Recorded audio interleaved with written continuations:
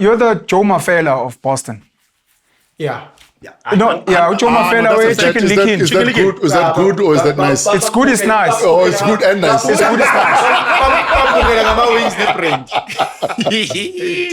Iconic campaign. 100%.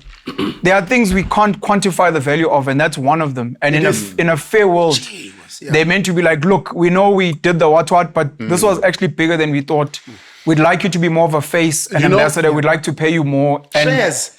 if we can still quantify and ask kids, how did you find out about us? And they still say fresh, you need to get paid. Can I tell you honestly why I want nothing to do with that brand? Okay. Is when myself and Euphonic Timber were dealing with someone we've never met saying we drugged and raped her.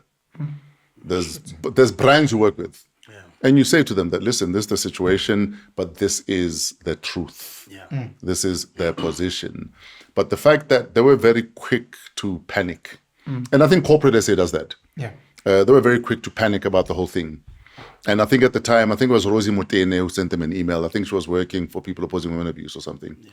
And at the time, Rosie was on a campaign, basically, emailing anyone associated with myself and Euphonic to say, stop doing business with these people.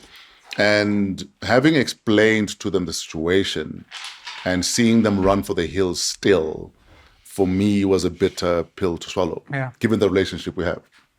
I'll give you an example. I often say the same about the CEO at Prime Media, that myself and Euphonic, I would like to think we're two of the maybe 3-4 star players. And if I'm running a R1 billion company and I'm told that my star player has done something, I'm going to throw as much as I possibly can at it to verify if it's true or not. To verify, not to choose a side. Not to choose a side. To just verify. You're a R1 billion company. Yeah. You know what I mean? That gentleman is also is a very different type of guy. Who? No, I'm not going to say names. No, but it's a new CEO now. It's a new CEO now. It was someone else at the time. Okay. And for me, like I'm saying, if I'm running a R1 billion company and Penwell works for my company and someone says Penwell did this to me, I will have a conversation with Penwell and find out what is the truth here. And I will listen to Penwell. I'm a R1 billion company.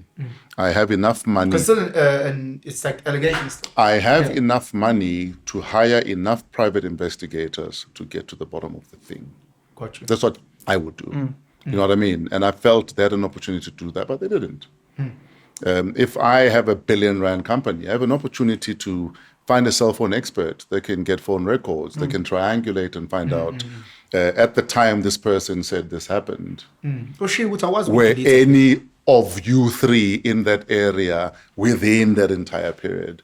There's so much you can do to get to the bottom of something when you have the money to do that.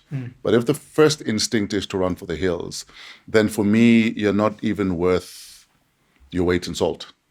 So for me, I think those two businesses let me down when I thought they'd be the two that said, how can we make this go away? And without burying it.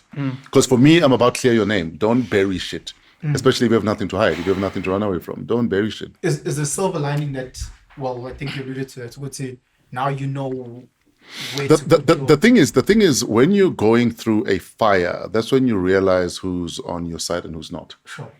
I always say, when you're on fire, there's someone who'll piss on you to try and put the fire out, but they're still pissing on you. And there's someone who'll call the fire department to say, let's put this fire out.